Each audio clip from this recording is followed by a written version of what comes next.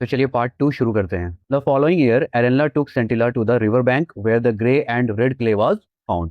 अगले साल जब अगला पॉट मेकिंग सीजन आता है तो एरेनला यानी जो मदर थी वो सेंटिला अपनी बेटी को वहां लेके जाती है रिवर बैंक पर, जहाँ पर कौन सी मिट्टी मिलती थी, वो क्ले मिलता था, रेड और ग्रे क्ले मिलता था जिससे पॉट बनाया जाता था। अब क्यों अब ले जा रही है एरेनला? अभी तक तो वो नहीं ले जाती थी, क्योंकि गांव के एल्डर्स ने, विलेज काउंसिल के एल्डर्स ने मेसोबा को वार्न कर दिया है कि एरेनला को बोलो कि वो जो स्किल है पॉट मेकिंग की वो पास डाउन करे, अपनी बेटी को सिखाए। इसीलिए फोर्सफुली इसको ले जाना पड़ता है।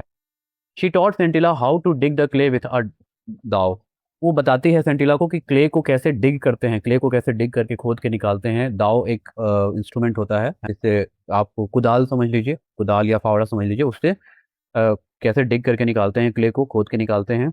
Load it on to her carrying basket and soak it in the trough in the work shed before stuffing it into the bamboo cylinder in the right proportion to pound it। पूरा process उसको सिखाती है एरेनला, कैसे डिग करना है, कैसे clay को निकालना है, कैसे उसको कैरिंग बास्केट, जो बास्केट कैरी करके ले जाते हैं इसमें, उसमें लोड कैसे करना है, फिर उसको सोक कैसे करना है, पानी में उसको भिगोना कैसे है। ट्रफ, ट्रफ मतलब एक नाद समझ लीजिए आप, जिसमें आप मिट्टी और पानी को रख सकते हैं।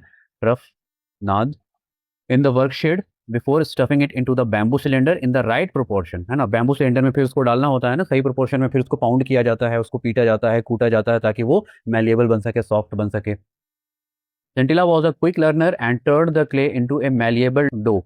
सेंटिला क्विक लर्नर थी, बहुत तेजी से सीखती थी, कुछ भी तुरंत सीख जाती थी, और तुरंत उसने क्या किया, उस क्ले को मैलिएबल डो में चेंज कर दिया। मैलिएबल का मतलब आपने साइंस में पढ़ा होगा, और नहीं भी पढ़ा है तो मैलिएबल एक किसी भी चीज की उस क्वालिटी को हम कहते हैं जिससे वो बेंड हो सके बिना टूटे हुए, है ना, बिना क्रैक हुए या बिना ब्रेक हुए। वो कोई भी चीज जब बेंड हो जाती है ना, उसको हम मैलिएबल कहते हैं। बहुत सारे मेटल्स जो होते हैं, गोल्ड सिल्वर, ये सब मैलिएबल होते हैं, है ना, वो क्वालिटीज होती हैं, तभी तो उनकी ज्वेलरी बन पाती है ना, उसको बेंड किया जा सकता है। तो डो को भी, डो मतलब होता है, आपने लोई जान देखा है आपने, आटे की लोई, रोटी बनाने से पहले हम आटे की छोटी छोटी लोई बनाते हैं, उसको भी डो कहते हैं।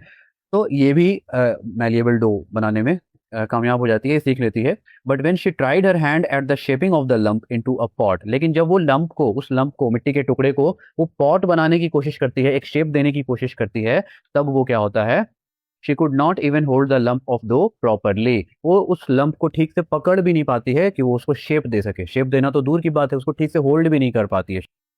The mother simply sat in a corner and watch the girl try again and again. और माँ एरेनला क्या कर रही है, उसको बता नहीं रही है, उसको कुछ सिखा नहीं रही है, चुपचाप एक कॉर्नर में बैठी हुई हैं और उसको करने दे रही हैं कि तुम करो जैसे करना है। क्यों है ऐसा? ऐसा इसलिए है कि शायद वो नहीं चाहती हैं कि ये पॉट मेकिंग सीखे, वो चाहती हैं कि सेंटिला वीविंग सीखे, क्योंकि पॉट मेकिंग में बहुत अच्छा फ्यूचर नहीं है। तो वो उसको एक्टिवली नहीं सिखा रही हैं, बस फोर्सफुली, क्योंकि गांव के एल्डर्स, विलेज एल्डर्स की तरफ से फोर्स किया गया था, बस इसलिए उसको पैसिवली, बस बात रखने के लिए उसको सिखा रही हैं।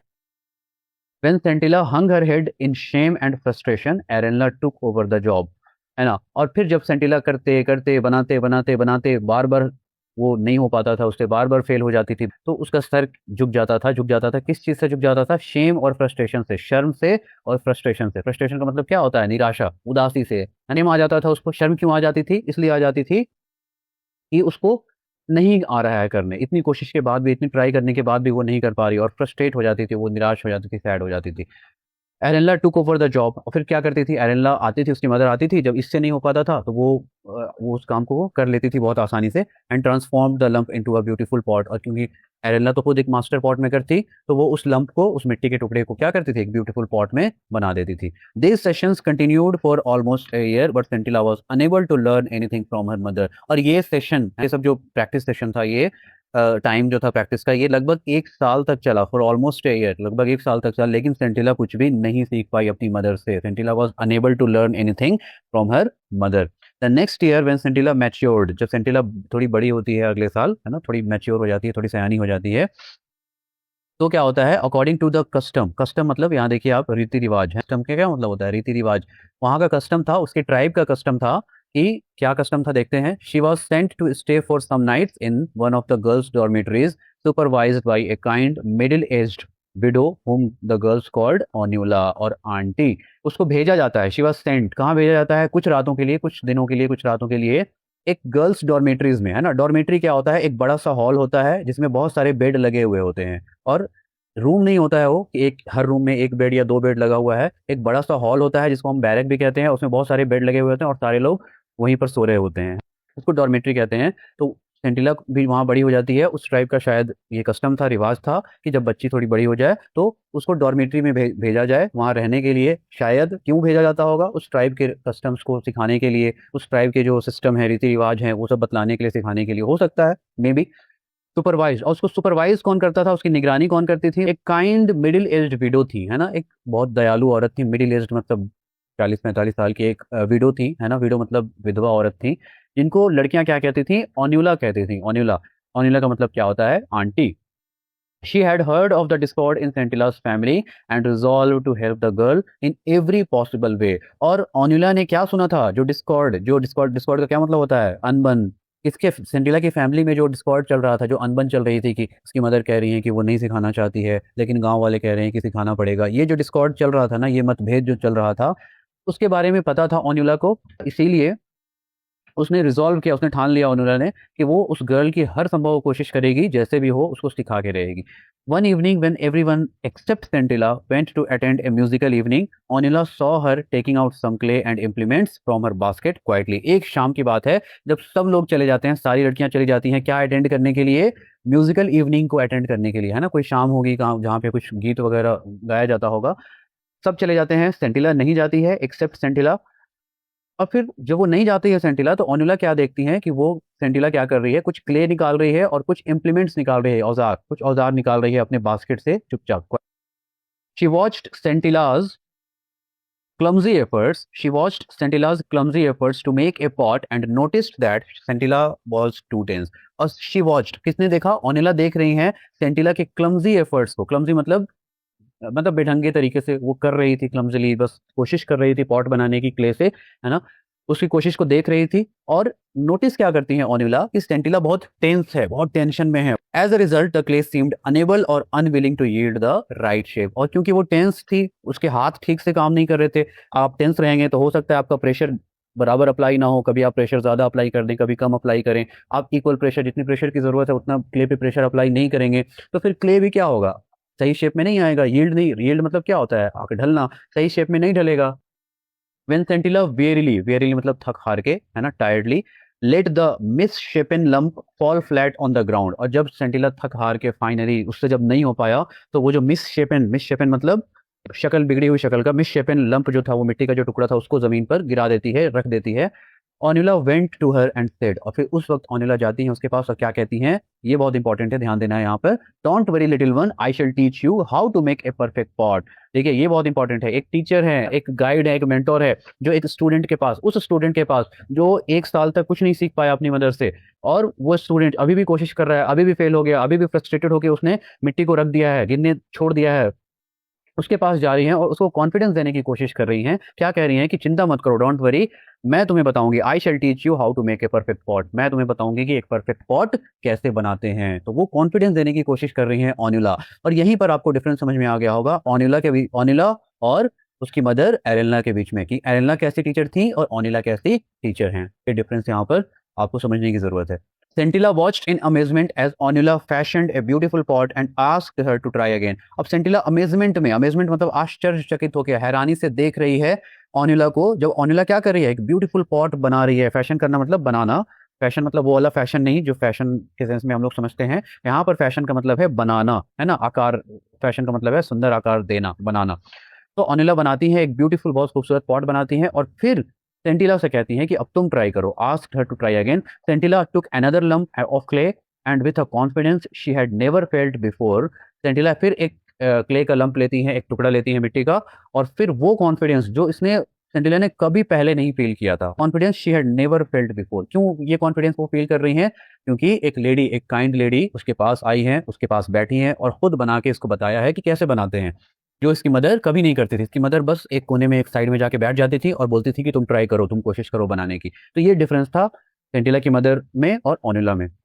She started the process all over again following the instructions she had just received। और वो पॉट मेकिंग का प्रोसेस सेंटिला शुरू कर देती है, जो भी इंस्ट्रक्शंस ने ऑनुला से रिश्ते किए थे उन सबको फॉलो करते हुए। She created a beautiful pot, और एक ब्यूटीफुल पॉट वो बना देती है। When it was done she sat there admiring her work, और जब बन गया ब्यूटीफुल पॉट तो वो वहाँ बैठ गई और अपने अपने ही वर्क को, यानी जो ब्यूटीफुल पॉट उसने बनाया था उसको एडमायर कर रही थी, उसकी सराहना कर रही थी, कि सराहना कर रही थी, खुद अंदर सराहना कर रही होगी या बोल के कर रही होगी, जैसे भी, मैंने कितना अच्छा पॉट बनाया है। लेकिन उसी वक्त बट ओनिला सेड, ओनिला क्या कहती हैं, the mouth of the pot is all wrong, pot का जो माउथ है, पॉट का जो मुंह है, वो तुमने एकदम गलत बना दिया है, ठीक से नहीं बनाया है। अब देखिए, ये भी इंपॉर्टेंट होता है एक टीचर के लिए, एक सही टीचर के लिए, एक अच्छे मेंटोर के लिए, कि बच्चे की सिर्फ तारीफ ही ना करे, बच्चे को सिर्फ एडमायर ही ना करे, सिर्फ सराहना ही ना करे, बच्चा जहां गलती करे उसकी गलती उसको वहां पर बताई जाए। सेंटिला लुक्ड एट ओनिला इन फ्रस्ट्रेशन, फिर से सेंटिला फ्रस्ट्रेटेड हो जाती है, अरे इतनी मेहनत करके इतने दिन बाद मैंने पहला पॉट बनाया है और फिर आप कह रही हैं कि ये अच्छा नहीं हुआ है। वो स्माइल्ड एंड सेड, और फिर ओनिला उसके फ्रस्ट्रेशन को देखती हैं, समझती हैं और स्माइल करती हैं और क्या कहती हैं, when you work with your mother next time watch her carefully when she is shaping the mouth of the pot, जब तुम अपनी मदर के साथ अगली बार काम करो, अपनी मदर को काम करते हुए देखो जब, तो उसको ध्यान से देखना, अपनी मदर को ध्यान से देखना जब वो अपने पॉट के माउथ को शेप दे रही होंगी। You are a quick learner and you will do well, और तुम देखिए कॉन्फिडेंस दे रही हैं, फिर से कॉन्फिडेंस दे रही हैं कि तुम क्विक लर्नर हो तो बहुत जल्दी सीख जाती हो और तुम अच्छा कर लोगी, तुम सीख लोगी, है ना। ये कॉन्फिडेंस देना होता है। एक बच्ची, एक स्टूडेंट जिसका कॉन्फिडेंस एकदम जमीन पर है, एकदम नीचे जा चुका है, उसको ऐसा लगने लगा है कि she will never learn pot making, और उसको वो कॉन्फिडेंस देना कि तुम कर सकती हो, तुम क्विक लर्नर हो, ये बहुत बड़ी बात होती है। ये कॉन्फिडेंस ओनिला सेंटिला को दे रही है। During the next pot making session Sentila observed how her mother held her left hand and spatula, Sentila बहुत ऑब्जर्व करती है, बहुत गौर से अपनी मदर को देखती है कि उनकी मदर कैसे अपने लेफ्ट हैंड को और राइट हैंड को, स्पैटुला को कैसे पकड़ रही हैं, है ना, और कैसे मतलब रिलैक्स कर रही हैं, कभी प्रेशर बढ़ा रही हैं, कभी रिलैक्स कर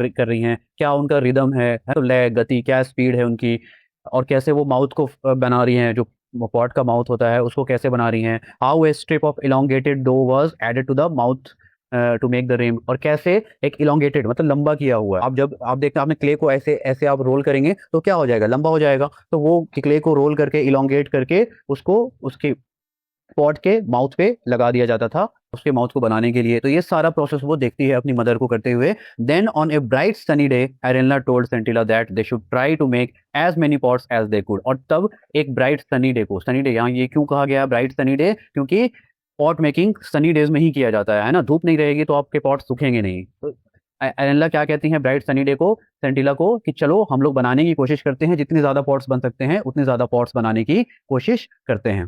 अदरवाइज मतलब नहीं तो they would not have enough days of sunshine to dry them, और नहीं तो फिर धूप उतने दिन होगी नहीं और हम पॉट्स को सुखा नहीं पाएंगे धूप में। They went to the shed, shed मतलब वर्क शेड जहाँ पे वो लोग काम करते थे। क्वाइट अर्ली टू बिगिन, बहुत सुबह सुबह बहुत अर्ली वो चले जाते हैं वो काम शुरू करने के लिए। एज यूजुअल एरेनला कंप्लीटेड ए बैच क्विकली, जल्दी से एरेनला ने एक पॉट्स का एक बैच बना दिया। एक बैच में आप जितने भी पॉट्स हो, 2 4 5 6 7 जितने भी पॉट्स हो, एक बैच बना लेती है वो। And ask Sentila to take over, और सेंटिला को कहती हैं कि अब तुम बनाना शुरू करो, तुम टेक ओवर करो।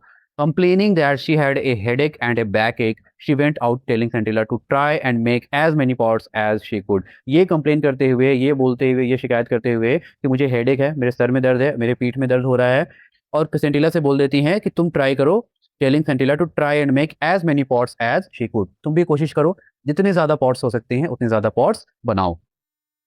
Scintilla was surprised and reluctantly began to beat the dough in perfect coordination with her left hand. Sentila surprised हो गई ये बात सुन के, अपनी मदर की बात सुन के। क्यों? क्योंकि पहली बार ये था जब उसकी मदर ने उसके अंदर ये कॉन्फिडेंस दिखाया था कि तुम बनाओ और कोशिश करो कि जितनी ज्यादा पॉट्स हो सके उतनी ज्यादा पॉट्स बनाओ, है ना। तो फर्स्ट टाइम ये था, इसलिए सेंटिला क्या हो जाती है, सरप्राइज हो जाती है। और फिर रिलेक्टेंटली मतलब क्या होता है, बिना मन के, मतलब चलो चलो शुरू करते हैं, ठीक है देखते हैं।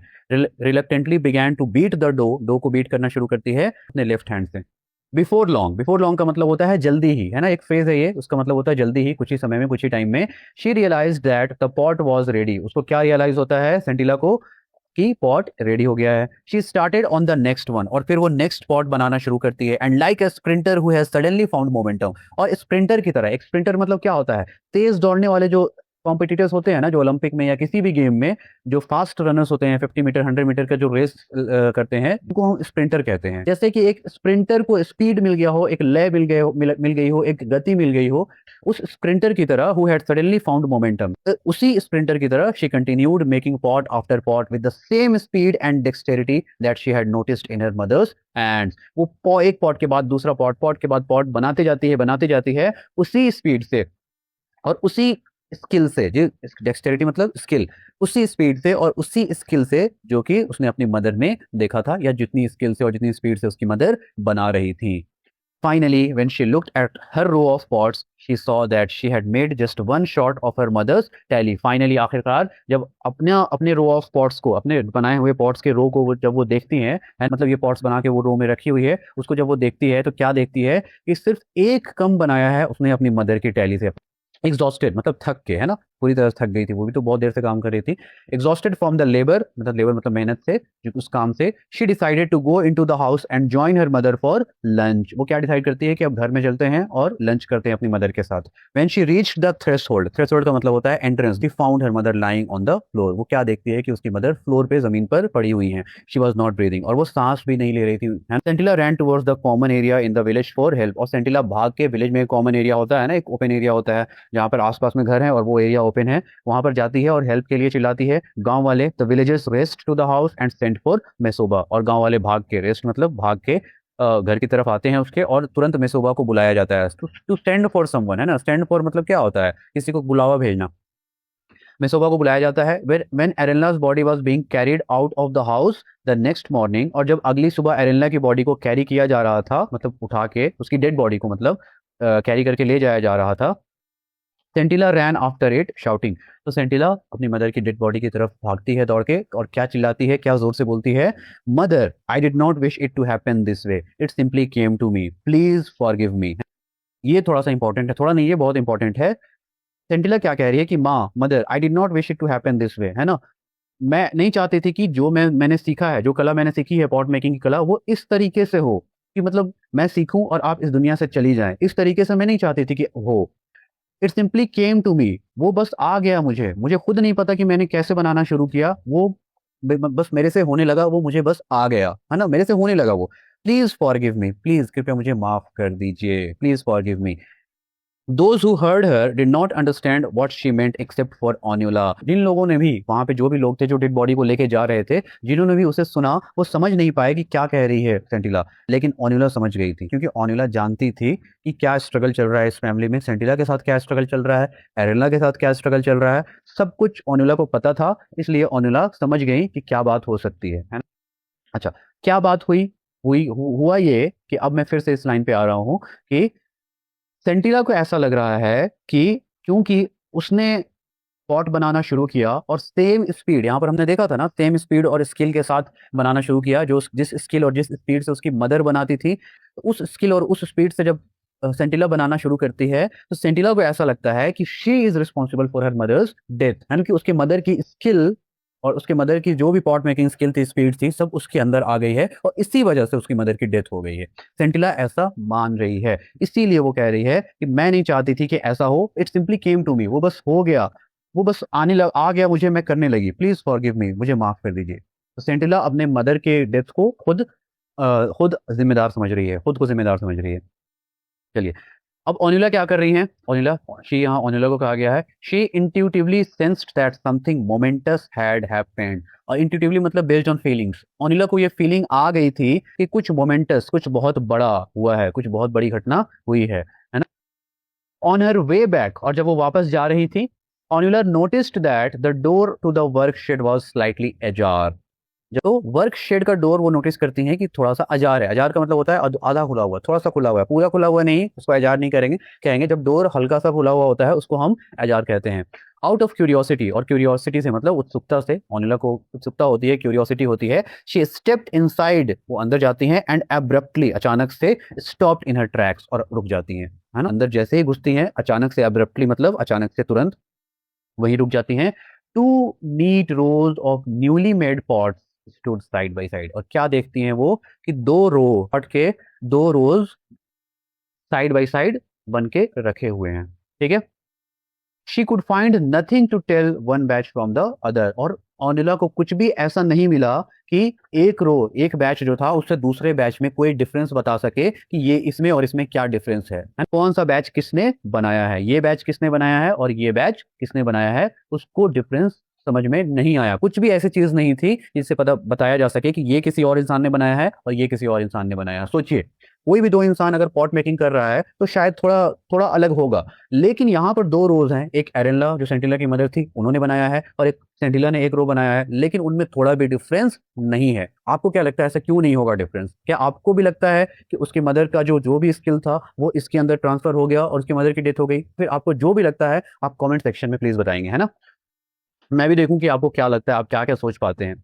She was sure that it was not the handy work of one person alone. वो श्योर थी कि वो जो है वो किसी एक इंसान का है ना, किसी एक इंसान के हाथ की कारीगरी नहीं है। Handy work stood there for a long time as if trying to absorb a new phenomenon. और ओनिला वहां बहुत लंबे टाइम तक, बहुत देर तक वहां खड़ी रहती हैं, जैसे कि वो कोशिश कर रही हो कुछ नई चीज को समझने की, कुछ नया फिनोमिनन। फिनोमिनन मतलब कुछ अनयूजुअल इंसिडेंट, कोई अजीब टाइप की घटना है, उसको समझने की, उसको एब्जॉर्ब करने की वो कोशिश कर रही है, उसको समझने की कोशिश कर रही है। स्लोली, धीरे धीरे she walked away from this place of wonder as she considered it to be. और धीरे धीरे फिर वो उस प्लेस ऑफ वंडर से दूर चली जाती हैं। कौन सा प्लेस ऑफ वंडर? वही प्लेस ऑफ वंडर, वही वर्क शेड, उसी वर्क शेड की बात हो रही है, उसी को प्लेस ऑफ वंडर बोला गया है। क्यों बोला गया है प्लेस ऑफ वंडर? क्योंकि वही वो प्लेस था जहां पर वो वंडरफुल चीज हुई थी। वो कौन सा वंडरफुल इंसिडेंट? दो दो पर्सन ने पॉट बनाया, उसको दो अलग अलग रोज में रखा और दोनों रोज को डिफरेंशिएट करने के लिए कुछ भी नहीं था, दोनों सिमिलर थे या फिर दोनों सेम थे, है ना। Because she believed that had just she had just witnessed A profound revelation. क्योंकि ओनिला का ये विश्वास था, ओनिला ये मानती थी कि उन्होंने जस्ट अभी क्या देखा है। विटनेस मतलब देखना, साक्षात देखना, गवाह गवाह बनना, किसी चीज का विटनेस बनना मतलब गवाह बनना कि आपने वो अपने सामने देखा है। उसने बहुत ही कोई गहरी चीज देख ली हो, बहुत कोई डीप चीज। प्रोफाउंड रेवलेशन मतलब ए मोमेंट ऑफ रियलाइजेशन है, मोमेंट ऑफ नॉलेज, बहुत उसको बहुत कोई अजीब चीज का एहसास हुआ है ना। In the two batches of still moist pots, देखिए यहाँ दो बैचेस हैं, ये दो बैचेस अभी भी मॉइस्ट थे क्योंकि पिछले दिन ही बने थे, वो अभी भी मॉइस्ट थे, उसमें नमी थी, अभी भी वो गीला था। उन पॉट्स में उसने कुछ प्रोफाउंड, बहुत ही कुछ गहरा देख लिया था। Standing side by side in perfect symmetry inside the shed, perfect symmetry में, एकदम सिमेट्रिकल, एकदम सेम, कोई भी डिफरेंस नहीं, परफेक्ट सिमेट्री में साइड बाय साइड रखे हुए हैं। आप देख सकते हैं साइड बाय साइड, ये ओनिला है और ये सेंटिला है। A new pot maker was born, एक नया पॉट मेकर पैदा हो गया था। तो एक न्यू पॉट मेकर पैदा हुआ, बट एट क्या, एक दूसरे पॉट मेकर के जाने के बाद, दूसरे एक्सपर्ट पॉट मेकर के जाने के बाद।